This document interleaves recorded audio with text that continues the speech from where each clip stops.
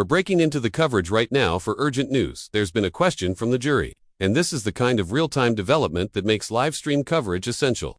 I'm standing live outside the Southern District of Manhattan Courthouse, which you can see right behind me, and we've got everything ready, camera rolling, lights on, and our full attention fixed on any incoming updates. Elizabeth Milner and I are on standby. The moment she got the alert, she bolted inside to find out what's happening, and I stepped in front of the camera to bring it directly to you. Now here's what we know so far from inside the courtroom. Maureen Kami, the lead federal prosecutor in the case, has confirmed that the jury is requesting transcripts from 2 different witnesses. It's been just over 7 hours of deliberations, and this marks another sign that the jury is taking its duties seriously. They want to re-examine key parts of the testimony. Of course, we have tons of questions and I'm sure you do too, so drop them into the chat and we'll try to answer as many as possible. This is where law and crime really shines. We're built for moments like this. I'm here live, our studio is fully operational, and in fact, we're going to bring in our lead legal analyst right now. You might recognize her. Elizabeth Zui has joined us countless times, and she's here again to help us understand what's unfolding. Elizabeth, thank you for hopping on so quickly. Now, what do you make of this? The jurors have asked for 2 transcripts. What does that say to you? And Elizabeth responds, it's not surprising at all, honestly, when you think about the sheer volume of testimony, multiple weeks, dozens of witnesses, including former alleged victims of Combs, people who were said to have witnessed disturbing incidents involving Cassie, Ventura, and others. It makes total sense that they'd want to go back and carefully review what was said. It's a tremendous responsibility. If they convict on all counts, Sean Combs could spend the rest of his life in prison. So yes, the weight is enormous, and it's not just prudent, it's necessary for jurors to make absolutely sure they're interpreting the evidence correctly. We don't yet know which witnesses' transcripts they've asked for, but we can guess it's someone central, someone whose testimony had major implications. Sierra, the host, agrees and adds, right, I was thinking the same thing. Maybe Cassie, Jane, or Mia. Those 3 witnesses really stood out, especially Cassie. She was on the stand for nearly a week, with cross-examinations and detailed questioning that covered the full range of charges: racketeering, trafficking, drug-related allegations. Elizabeth jumps back in. Exactly. Cassie's testimony hit every layer of this case, so it wouldn't surprise me if that's who they're asking about. It could also be someone who claimed direct involvement in the freak-offs, the alleged private events involving drugs, escorts, and abusive dynamics. The jurors might want to compare different accounts or verify timelines. Sierra nods and adds, I think this tells us something about the pace and progress of deliberations. They began yesterday, got the judge's final instructions, and now they're already reviewing specific transcripts. Elizabeth replies, that's right, it suggests they've already had serious discussions and possibly even formed initial opinions. Now they're double-checking the record. It's also possible there's disagreement. Maybe some jurors interpret something one way, and others remember it differently. Getting the transcripts can help break deadlocks. Sierra comments, if only we could be a fly on the wall in that deliberation room. We'll never know exactly what's said in there, but we're starting to get hints. Let's pivot to a viewer question. Michelle S. Kennedy writes in, if it goes to retrial, can prosecutors use different charges or witnesses? Great question. And Elizabeth answers, if there's a retrial, the prosecutors essentially get a do-over. They can use the same charges in witnesses, or they can switch things up, bring new evidence, focus on different details. It's not an exact repeat. In fact, many retrials are used as an opportunity to course correct. For example, in the Menendez brothers case, things shifted significantly between trials. Some evidence might be ruled out, and new witnesses could be introduced. It all depends on what the judge allows. Sierra jumps in, right? And to be clear, we're not there yet. This is still speculation. We're in deliberations just over 7 hours in, but retrial is always a theoretical possibility. We've seen mixed verdicts before Harvey Weinstein. Karen reads, so it's not out of the question. Now, here's another update. Inside the courtroom, defense attorneys Agnifilo, Shapiro, Steele, and Westmoreland are huddled together. Prosecutor Kami is seen speaking to Sean Combs' attorney, Xavier Donaldson. The door to the holding cell opens. U.S. Marshals appear, checking whether to bring Combs back into court. Eventually, Sean Combs is brought out and seated. Lead defense lawyer Mark Agnifilo is seen conferring with him. Shapiro and Westmoreland are working on a laptop, possibly reviewing the transcripts in question. Sierra explains, we wanted to know where Diddy is during all this. Reporter Elizabeth Milner told me he's nearby in a holding cell. Whenever the court needs him present for questions, sidebars, or anything involving counsel, they bring him back in. Elizabeth confirms. That's standard. The defendant has the right to be present for all legal proceedings and discussions. And honestly, I had a moment when I saw them bring him. Altai wondered, is there a verdict? But it's still early. probably just responding to the jury's question. Sierra continues, it's wild how fast these updates come in. First, you hear the jury sent a note, and everyone freaks out. Is it a verdict? Then 20 minutes later, you find out it's a transcript request. We've got another viewer question. What is verdict watch? Simple answer, it's the stage we're in right now. The jury is deliberating behind closed doors. We watch and wait for updates, trying to read between the lines of every development. The transcript request is a clue, maybe even a hint at where the jurors are leaning. Now, Jesse Davin writes, how do they review testimony? Does the court reporter read it back? Elizabeth explains, every day of the trial, court reporters transcribe everything. Those transcripts are distributed to the lawyers and sometimes the press. If jurors want to revisit something, the court can send them the relevant section. Sometimes it's read aloud. More often, the physical transcript is just handed to them. And yes, shout out to court reporters, they're absolutely essential, especially in federal trials where cameras aren't allowed. Sierra adds, yes, in state court, we sometimes get full video coverage, but federal court is different. No cameras allowed. That's why we rely so heavily on transcripts. Without them, this whole live analysis would be guesswork. Another viewer asks, are the jurors left alone in the room? Is anyone monitoring them? Elizabeth explains, the jurors are left to deliberate in private. There are court officers or bailiffs nearby in case they need assistance, but no one else is in the room. That's intentional. It gives jurors the freedom to speak openly. Federal cases require a unanimous verdict, so the pressure is immense. And remember, this isn't like a civil trial where a majority can carry the decision. Sierra, that's right, and it's important to note, the defense did not present a traditional case. They didn't call witnesses. They didn't put Diddy on the stand. That's their right. And the judge told jurors, don't interpret that as guilt. The burden of proof is on the government, not the defense. Elizabeth agrees. Absolutely. The Constitution protects the defendant's right not to testify. The jury can't punish him for that. The judge made it very clear in his instructions. Sierra adds, honestly, I was a little surprised the defense didn't call anyone. But maybe they knew the risk of cross-examination. Maybe they didn't have a strong enough character witness. Maybe they felt the prosecution's case had holes they could exploit in closing arguments. All of that is strategy. Now let's look at another question. What would be the worst-case scenario if Diddy is found guilty? Elizabeth answers plainly, life in prison.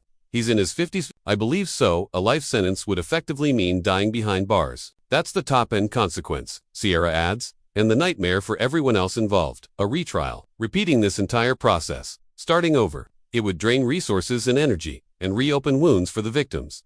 And as the courtroom settled again, you could feel the tension shift. The prosecution and defense, once sharply divided across the courtroom floor, were now communicating more fluidly, exchanging papers, huddling in quiet conversations, leaning in close to review transcripts and laptop screens. It was a reminder that despite being on opposing sides, they were also part of the same process, interpreting law, maintaining order, making sure no procedural line was crossed. Sean Combs, seated between his attorneys, glanced at the pages handed to him, eyes moving quickly across the lines, but his face remained unreadable. The pressure inside that room wasn't just legal, it was deeply human.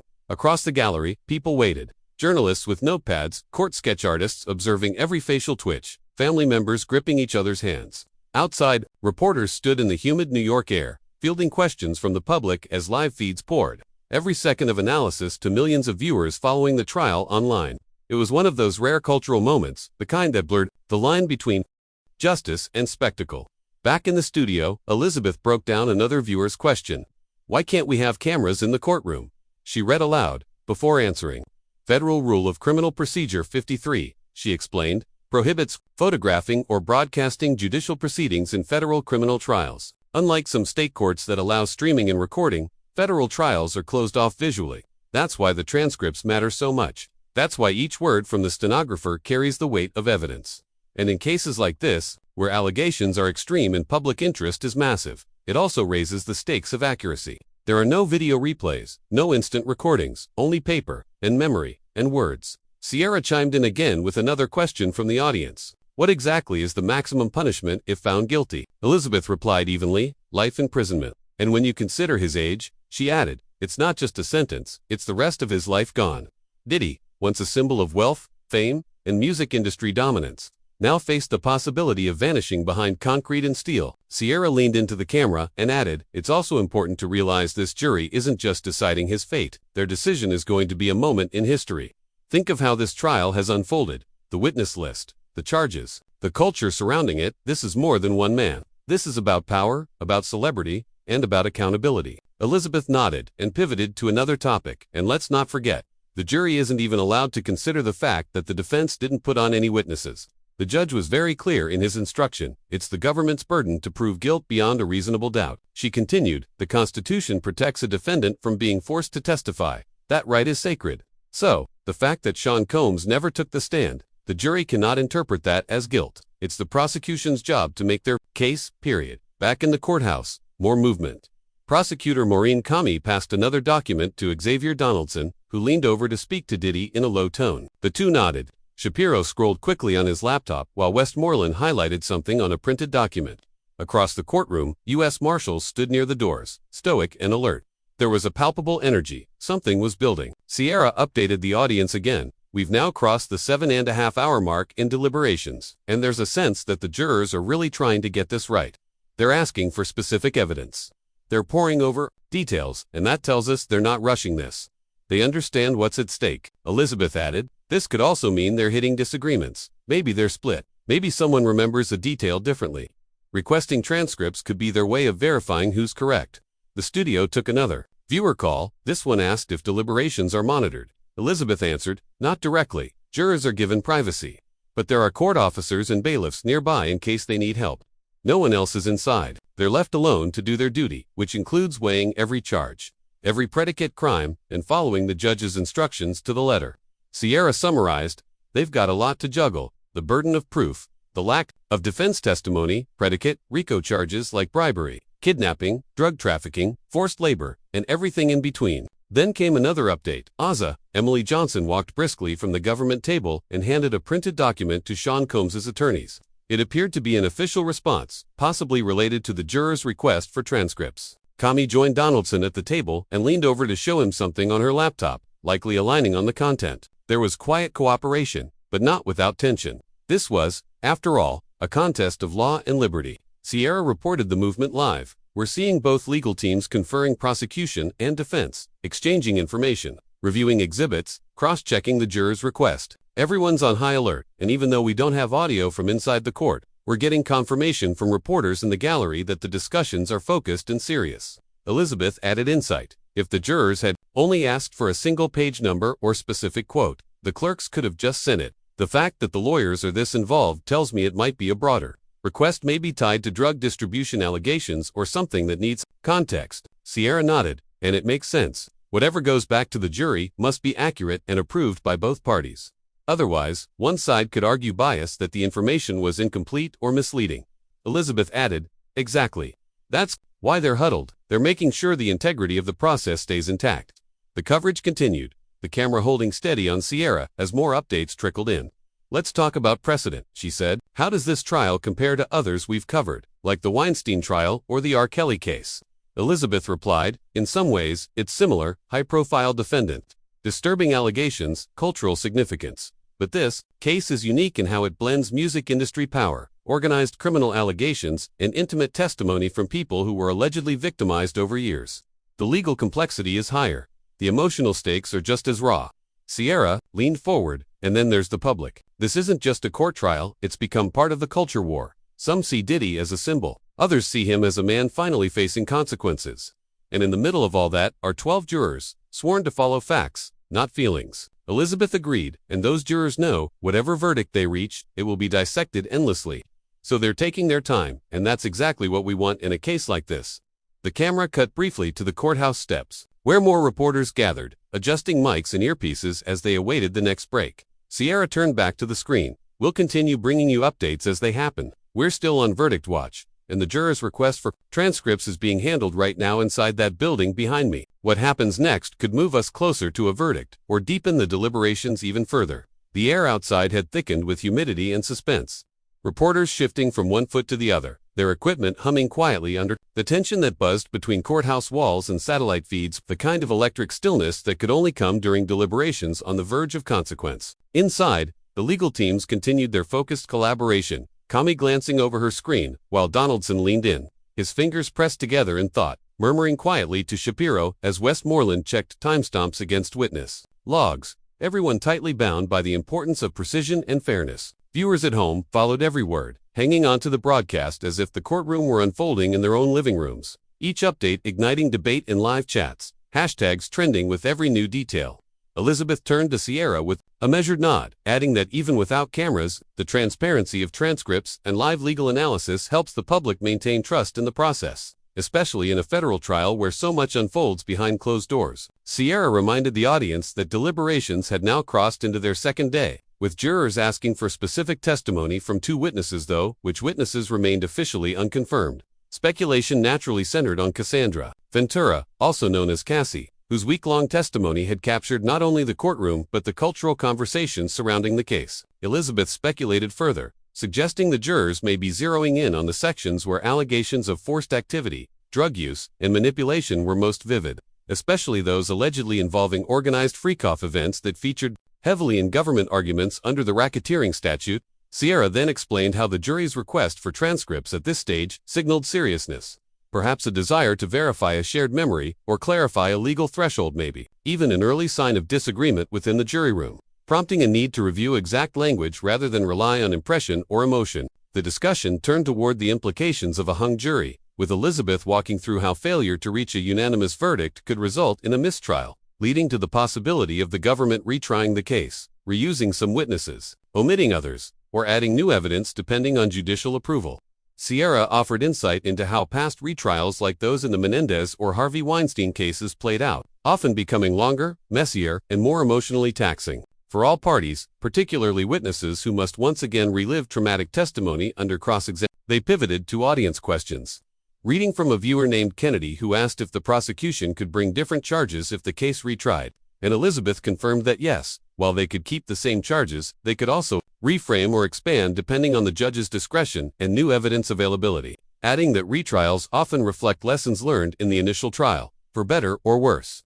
Sierra responded with another viewer comment, this time from someone asking why Diddy wasn't present during all deliberation phases, and Elizabeth clarified that while he remained in a holding cell nearby during private jury discussions, he must be brought into the courtroom anytime the judge or attorneys address matters related to his case, as guaranteed under the Sixth Amendment. That sparked a broader discussion about Diddy's behavior and appearance throughout the trial, his decision not to testify, the defense's lack of witnesses, and how the judge repeatedly reminded jurors that the burden of proof rested entirely with the government, not the defense. Elizabeth emphasized the importance of that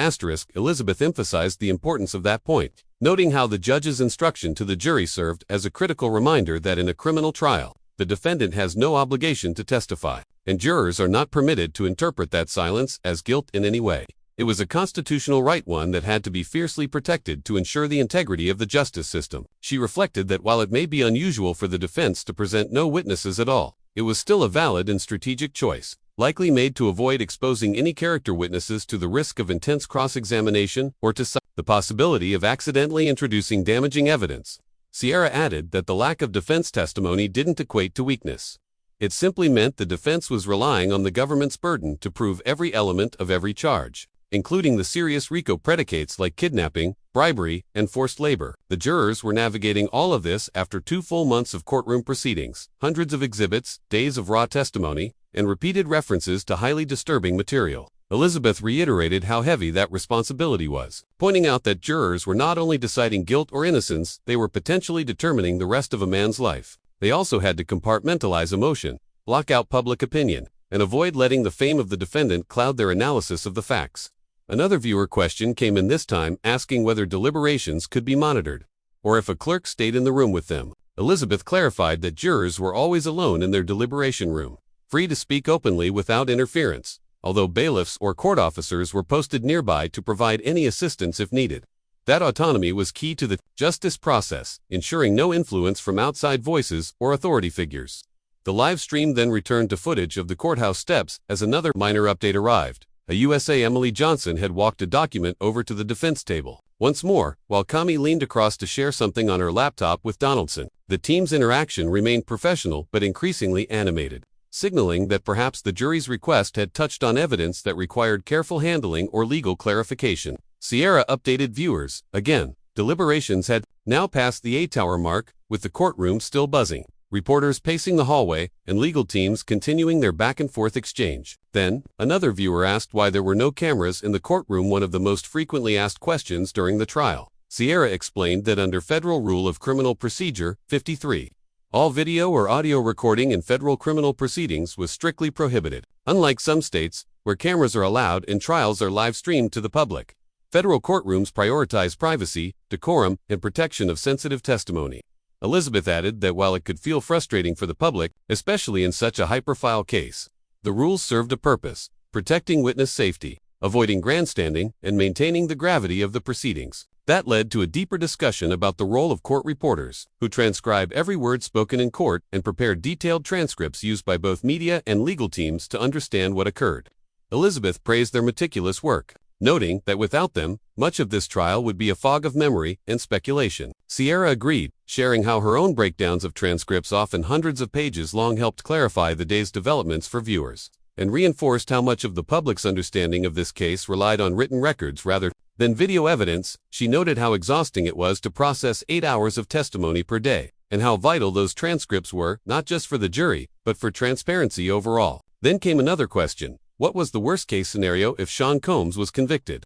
Elizabeth answered with clarity: life in prison. That was the maximum sentence for the most serious charges he faced, and at his age would effectively be a life sentence. Sierra echoed that sentiment, adding that regardless of his celebrity status, the consequences of this trial were as real and unforgiving as they would be for anyone else. Elizabeth agreed, reminding the audience that fame neither absolves nor protects anyone from legal accountability. As more viewers joined the stream, Sierra reiterated the current situation. The jury had asked for 2 witness transcripts, which could signal progress or internal disagreement, and the lawyers were still conferring over the appropriate materials to send back. No verdict yet, but each passing hour, each new question, was drawing them closer to one. As the courthouse lights dimmed into the evening and the warm Manhattan air settled around the broadcast crews and curious onlookers still lingering near the federal building's steps, the weight of uncertainty hung heavier than ever. Inside, behind guarded doors and soundproof walls, 12 jurors sat around a long table, their conversations no longer just about evidence or timelines, but about justice, how to define it, how to deliver it. Outside, cameras rolled quietly. Reporters refreshed their feeds, and the legal teams waited in tense silence. Sean Combs remained seated beside his attorneys, motionless but alert, his face drawn tight, unreadable. The jury's transcript request hadn't revealed a verdict, but it had revealed intent. These jurors were not rushing. They were measuring, rereading, remembering, and while the public, the press, and the courtroom were held in collective pause, one truth had become clear: this was no longer about fame or wealth or tabloid scandal. This was about accountability, about whether the stories told by Cassie, by Jane, by Mia, would echo beyond testimony and enter the pages of legal history, whether the allegations would be met with consequence or silence. As the judge prepared chambers for the next phase, and the night crept closer to morning, everyone understood the same thing. When the verdict did come, whether hours or days from now, it wouldn't just determine the fate of one man. It would ripple across the culture, the courts, and the very idea of what power means when it is finally put on trial.